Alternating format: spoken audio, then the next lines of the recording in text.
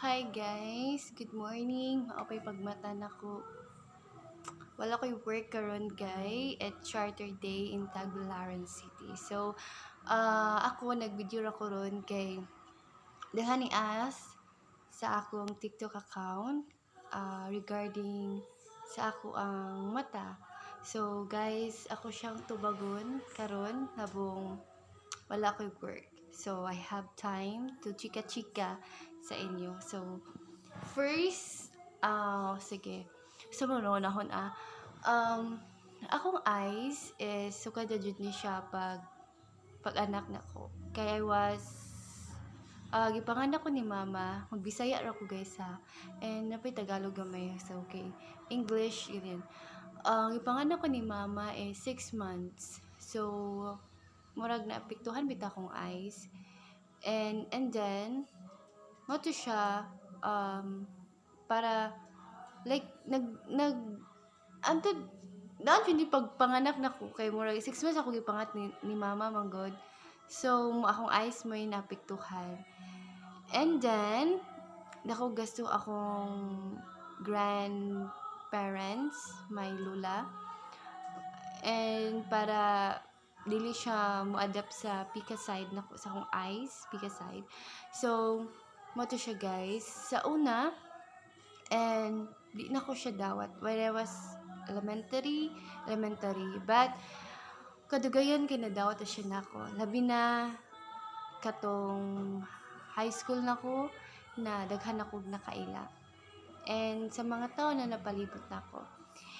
And then daghan nag-ask kung hadlang ba siya sa mga pangarap nako. No, dili siya hadlang sa akong pangarap ang akong eyes. I know sa pagkakaroon wala pa naabot yung dream nako na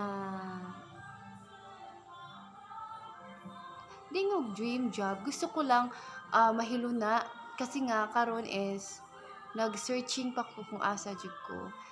So dili hadlang yung akong eyes para dili maabot akong mga pangarap. Nga sabi nga ni Father Martin na there was a purpose, Rochelle, kung bakit sa'yo yun binigay.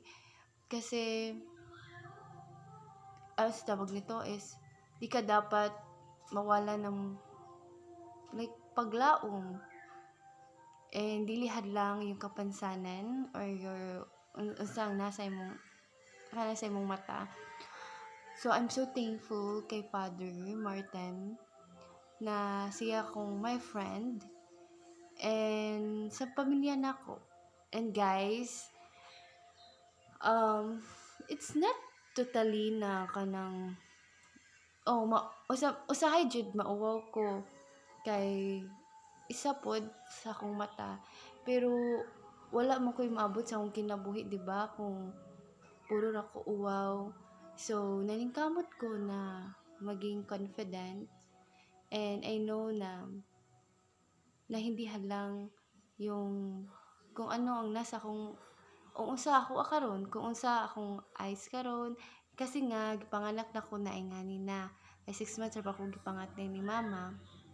And wala akong pinagsisihan kasi marami akong natutunan sa buhay ko.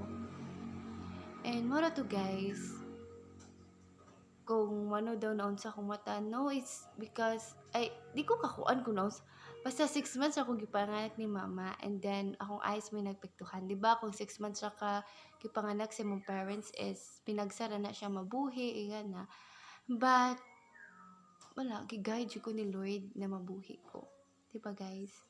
So that's all, and thank you sa mga nag-ask about sa akong eyes. So, mura na akong katubag kay mura po lang akong nahibawan. Basta gi-incubate ko sa una katong time na nagpanganak ko ni mama.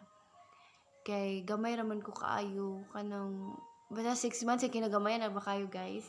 So, mato, I'm so thankful. Number 1 talaga ni God and to my family. Labi na sa akong grandmother, sa akong lola. Kasi sa nilula jud ko ni dako. Until now naraw gihapon ni lula Kasi lola's girl talaga ako.